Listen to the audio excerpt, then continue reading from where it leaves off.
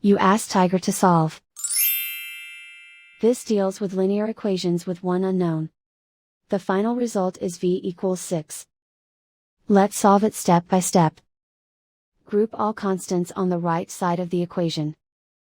Subtract 19 from both sides. Simplify the arithmetic.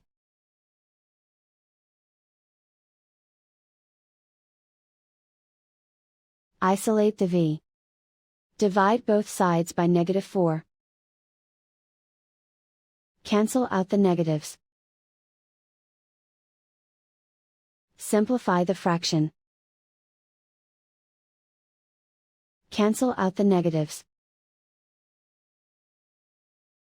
Find the greatest common factor of the numerator and denominator. Factor out and cancel the greatest common factor. And so the final result is v equals 6.